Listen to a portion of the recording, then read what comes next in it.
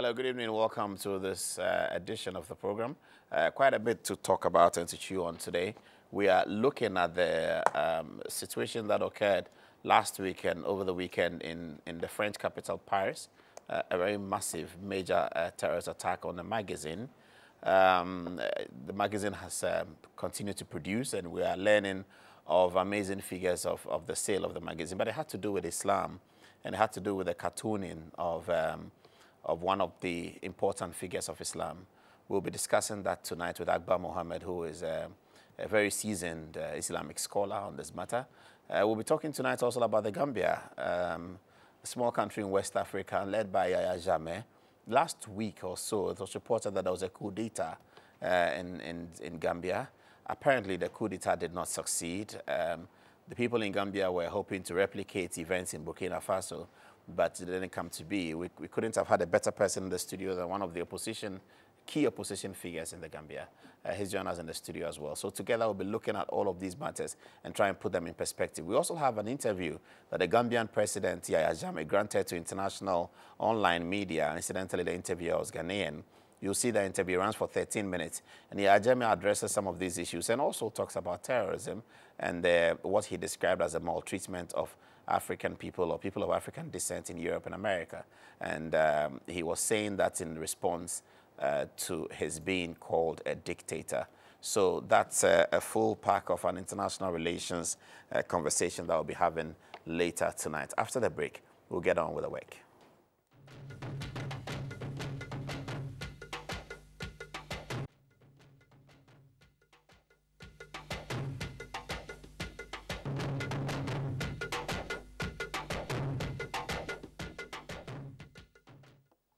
Hello, good evening, and welcome again to the program. Akbar Mohammed, thank you very much for your time. Thank you. Thank you. It's a pleasure. And thank you, Honorable Mai Ahmed Fati. Thank you. How is it in Gambia? We're going through some very extraordinary, difficult times. I see. We'll come to talk about that in some detail. Thank you. But now we begin with the events that have occurred in Paris. And I come to you first, Akbar.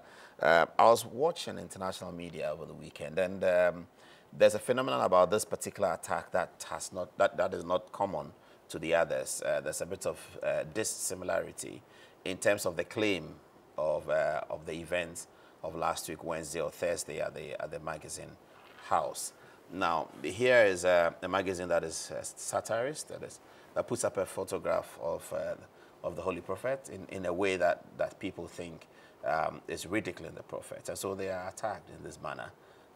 None of the key jihadist, Islamic, or as the Americans call them, terrorist groups are claiming responsibility. In fact, the people in Syria, the fighting group in Syria, have dissociated themselves from this particular one.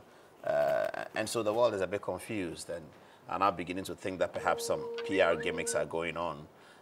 What was your first reaction when you got to know, and I don't know whether you already know this magazine, it's the first time I'm hearing about it, but when was your first reaction when you got to hear the breaking news that there's been some attack and it looks like it's motivated by a pro-Islamic sort of viewpoint? Well, first, when you hear something of 12 people killed in a publication office, the first thing is, you think of their families and the loss of life and this kind of senseless killing. But then you always have to dig. When you're a policeman, you dig for a motive. Why do people do what they do? And it so happens that I've known about these cartoons. I know that the idea of it came from an American named Daniel Pipes, who is fiercely anti-Islam. His father, Richard Pipes, is the one who came up how to bring the Soviet Union down. You don't attack them from the outside, you attack them from the inside and let it explode, and the Soviet Union fell apart. His father was the think tank person who came up with that. Daniel Pipes is trying to do the same thing with the world of Islam. He met with a man named Rose from Denmark, and they discussed this, and these cartoons unfold. The tragedy of it is most people don't know what the cartoons look like.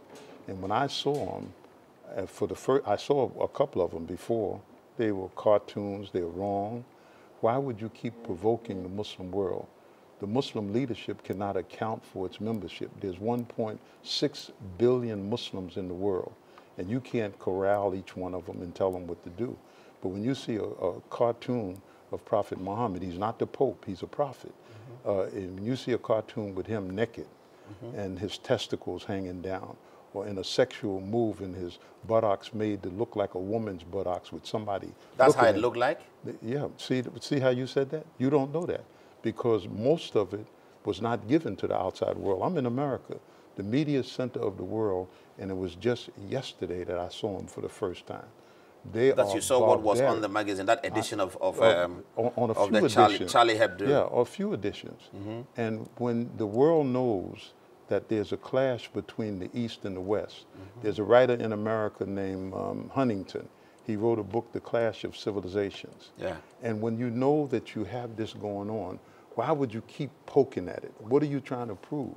So, as I said, a crime was committed. These people were brutally murdered.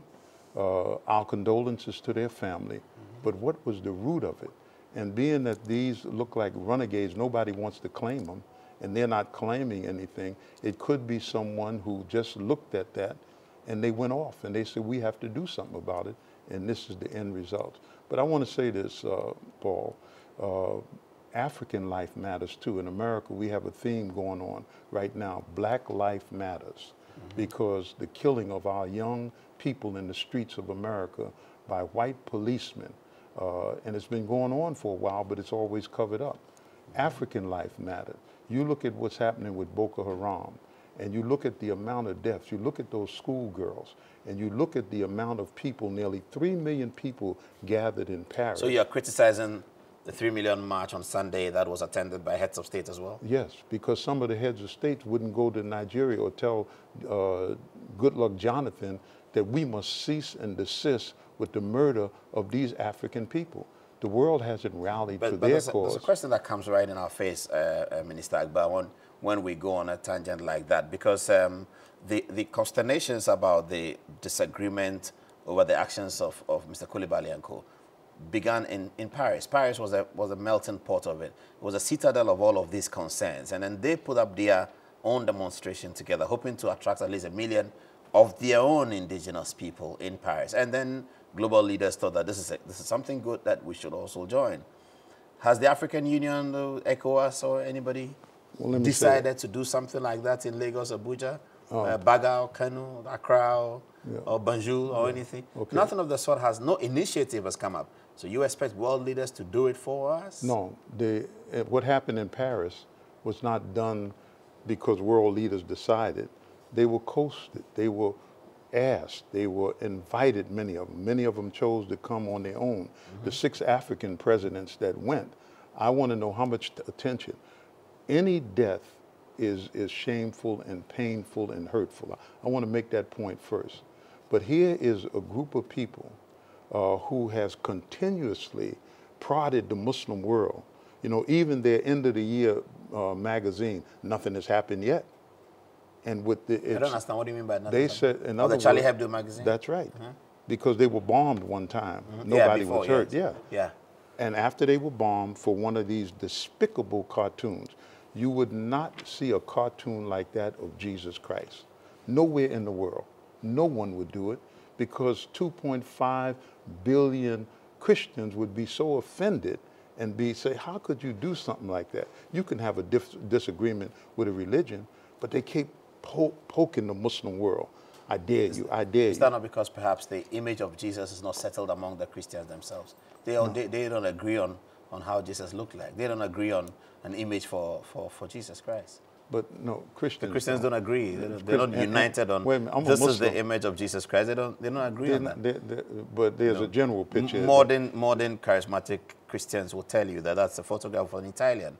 And that Christ came from the Middle Eastern area, and he wouldn't look like that. So they are not agreed on what Christ is, and essentially the worship of Christianity is supposed to be in spirit and in truth. So not much about images. Okay, but in Islam, if people who study Islam, the Orientalists, the Westerners, they know how the Muslim sensibility is. The Pope went to the last Pope, Benedict.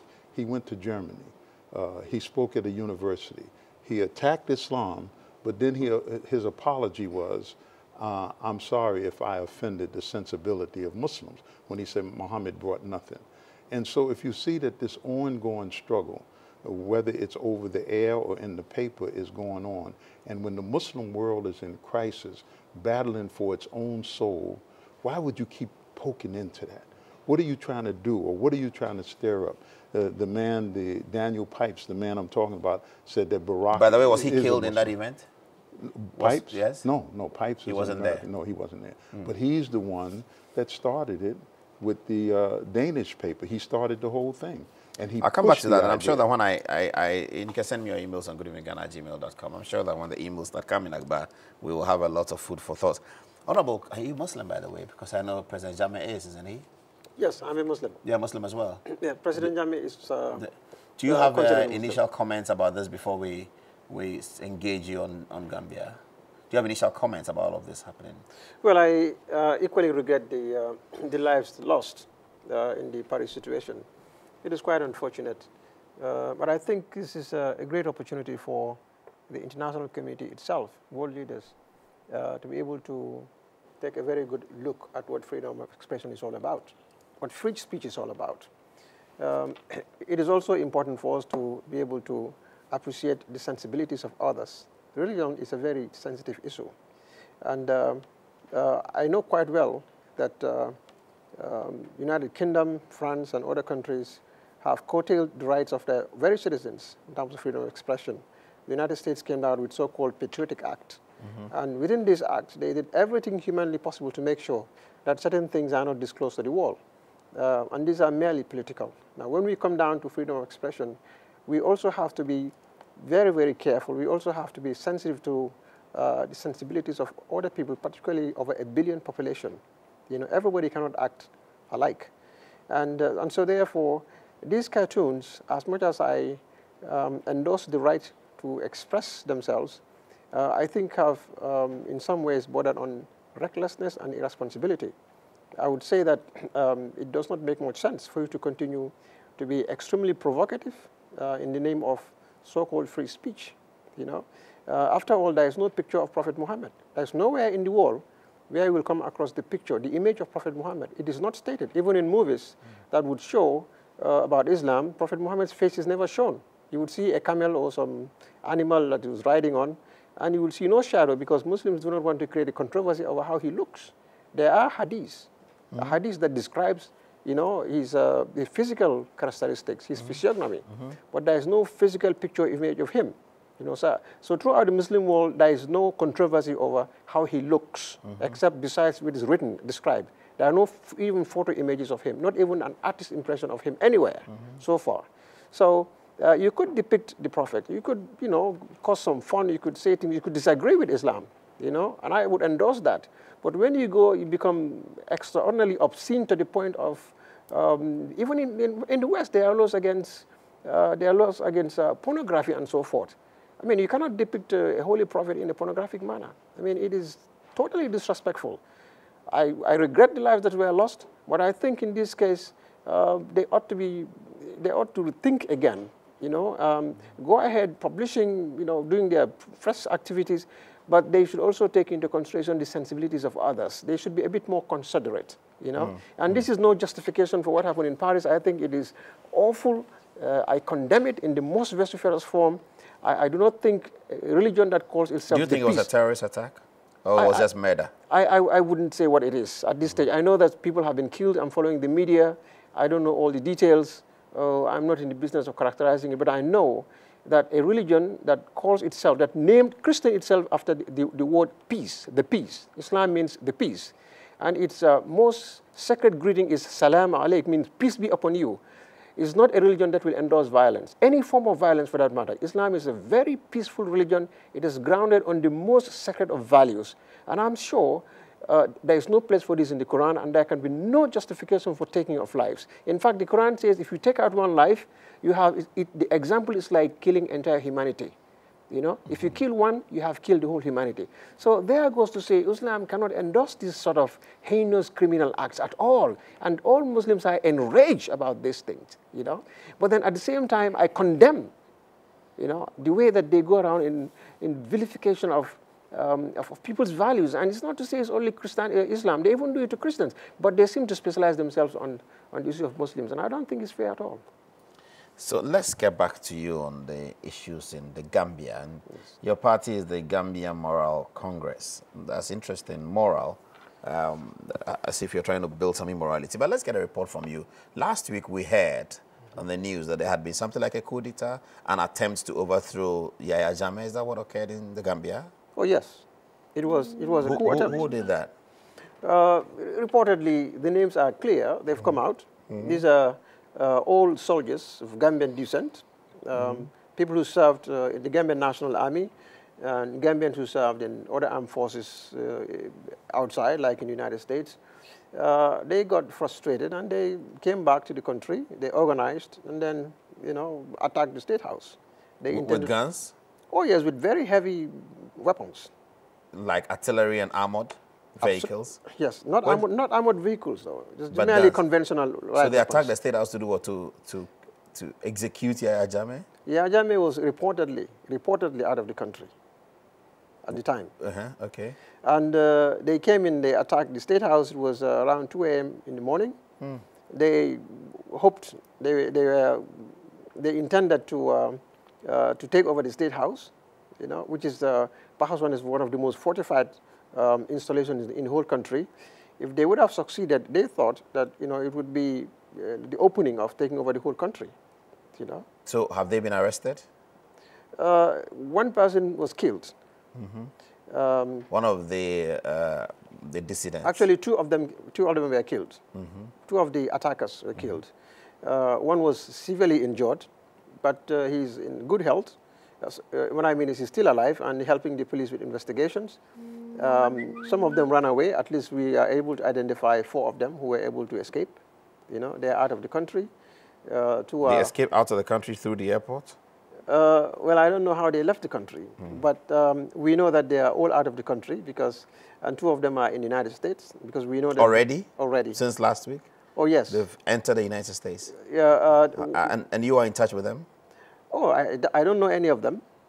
I'm not in touch with them. But what I'm telling you is this. These are matters that are reported in the national media, you know, in the Gambian media. Was your party part of this coup effort? Oh, God forbid. We exist on the foundation that the only route, the most viable route to political power is through the ballot box. And we believe this irrevocably. This is our conviction, that power must be derived from the people. Sovereignty belongs to the people. You cannot ride on the back of the people to power. In fact, that is why we issued a condemnation, a very strong condemnation of this coup. I refer you to my webpage, www.myparty.org. You will find it there. It is also all over the Gambian newspapers, the Gambian media. We came out with a very strong condemnation. If we had believed that the electoral route is no longer viable, I would have resigned from my party. I would have resigned from my leadership. But we still believe, with all our deficiencies, with all challenges, the electoral route is the only peaceful route. When is the next election in Gambia? Next year, 2016. Oh, there's election in Gambia next year? Or the last time you were on this program, is it 4 years already? Yeah, it's 4 years already. We interviewed you just before the last election. Just 2 months before the elections. Oh, that's 4 years already? Already. Oh, Time flies. Time flies, you know. Time flies. I see. So you're prepared for the election next year? You're going to run again against Yahya Jammeh? It's difficult to say right now because it's going to be deja vu all over again. Because Yahya Jammeh, can you imagine, Paul, we've been trying to secure comprehensive electoral reform so that we can have free and fair elections. Can you imagine the Gambia is the only country in the world, still voting with stone? We use stones to vote. I don't understand that. We use stones to vote. How do you do that? Just stones. I don't get it. In the Gambia, you go, there is a box, there is actually not Have a you box. been to the Gambia before, Akbar? Many times. Okay. So how do you do stones to vote? Other countries use ballot papers. We use stone. Stone that's explain like the process. So you turn up at the polling station, what happens? You turn at the polling station, they give you a stone they call a marble. It has no name written on it. It has nothing. You take this stone. This is the president's box? tin. Actually, it's not even a box. It's like a drum. Then another candidate. You take it, you put it inside the drum through a hole. It goes in there. You know what I mean? And so if you want to vote for the president, you drop it in that tin? You drop it in the president's drum. So everyone there will see that you have dropped it for the president? No, you go in alone. Oh, you go in alone? Yes. Okay, yeah, I understand that. You can put in anywhere you want. But for the so when they finish, they count the number of stones the president has? Yes. All the candidates have? What they do is, well, first of all, we don't know how many of these stones are available in the country. How many of them the government has stored? We don't know how much. Secondly, we don't even know where they store them. So when you vote, when the votes are conducted, totally done, what they do, instead of counting there, they then combine all these drums together and transport them to a place they call counting centers. Along the way, a lot of magic happens.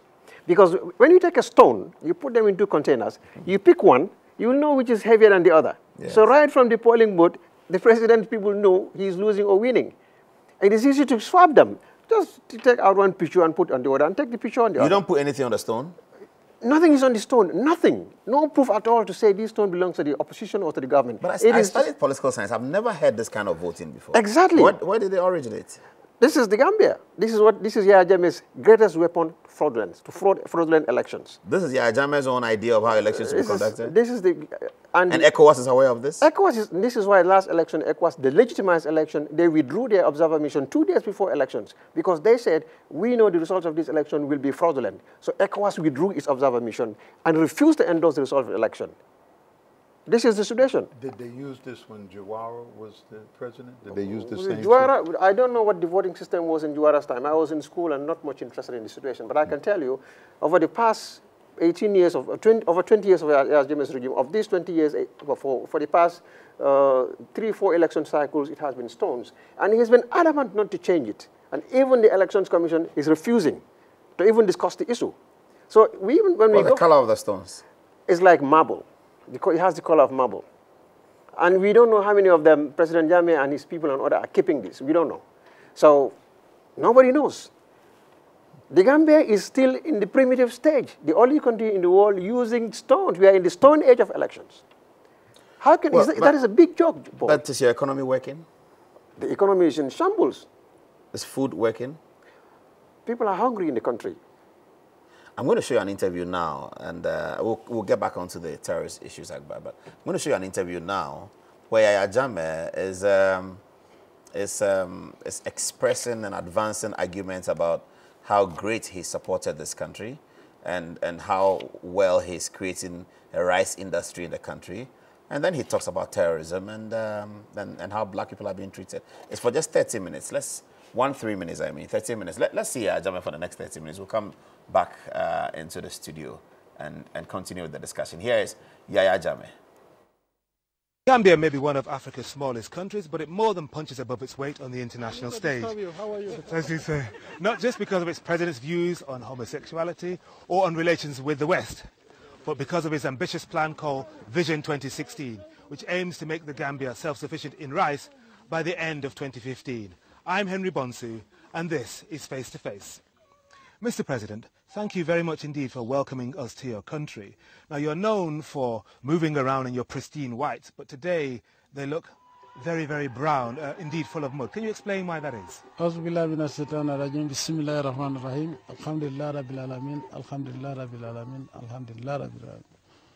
of all, I want to welcome you to the Gambia. The reason why I've changed color is because I've been working on my fields. I believe leadership by example. We've been importing rice for a very long time, and despite the fact that we have so many hospitals and a lot of qualified doctors in the system, people are dying like flies. We have various strange diseases that can only be attributed to what we eat. So in order to address that issue, we have to grow what we eat and eat what we grow. But Mr. President, in order to scale up, it's going to involve a change of so many different things, not least culture, machinery, output. How on earth are you going to do that? Well, it is a very simple matter. All we need is just small machinery. And then, of course, the only time we need machinery will be harvesting, because you can see that if we didn't have the number of people that are here, we still will suffer post-harvest losses. But what is more important is the determination and the political will to do so. Now the people are ready to do so because they now know it's possible. And they've seen me as the president working there. Leadership, because if I talk and I didn't do anything, they'll say, oh, he's just sitting in the office and talking. So you're talking about leadership by example. Leadership by example. But to scale up from Gambia producing 15% of what it consumes in terms of rice to 100% by 2016, that's a fantastic ambition. How on earth can you manage to turn around the current situation in such a short time? Well, the fields you've seen so far, this is just less than 25% of the fields that have cultivated from May this year up to now. And so what we have produced now this year is about 10% of the import. Most of the imported rice in this country, 60% of that is re-exported. So what we actually consume is about between 16 to 20,000 tons per annum. So the rest is re-exported. So to turn that around, if my objective is to, by 2015, I would have had about 90,000 hectares under cultivation. 90,000 hectares, let's say the lowest scenario would be 5 tons per hectare. That is more than what we need to feed this country. So we are going to, by the grace of the Almighty Allah, by 2016, I'm not allowing 1 grain of rice to be imported to this country. And I mean it, and I'm going to achieve that. Driving over here from Banjul, I saw plenty of land, green fields, arable land, but it didn't appear that much activity was going on that land. That alarming. Mr. President, what's going on in those fields? Because they have already finished the harvesting of granules. Now, the only fields you go to and find activity going on would be millet and coos farms, and of course rice fields. But they have harvested. If you've looked at it, you have seen that they're stacking their granules for threshing in order to winnow and sell. So there's a lot of activity going on. Also, these farmers, they don't farm all the fields every year. They leave some fields to fallow, so and also other fields are left for cattle grazing and other ruminants. So don't judge by the lack of activity that we've seen in certain areas, because now, okay, another thing also, my agriculture is based on organic. We don't allow chemical fertilizers here. And no GMO, genetically modified organism? No, we are not organism. going to do that because it's more hazardous. It's taking poison. We are not going to allow GMO when we can grow organic and feed ourselves. What about improving that value chain from the person in the field, the person processing, the middleman or woman, and then finally the person who wants to export? How does one improve those links in the chains so that one can see a real commercial business in the Gambia, as you see in India and Thailand, which end up exporting right here into the Gambia? Yes, when you look at Vision 2016, we're not talking only about production, we're talking about processing. Because without processing, the farmers become discouraged, because like these farmers, if you tell them to grow watermelon next year, they're going to say, oh, the last year melon, nobody bought it. And nobody's buying it because the market is flooded. But if that was agro-processing, we could have processed it into something else. So agro-processing is an integral part of Vision 2016. We don't want to export rice, raw rice or whatever, unprocessed rice. Whatever we produce locally will be value added. We're going to process. So we're going to spend almost, by the grace of the Almighty Allah, about $200 million in agro-processing and mechanizing agriculture, but basically in agro-processing, because also mangoes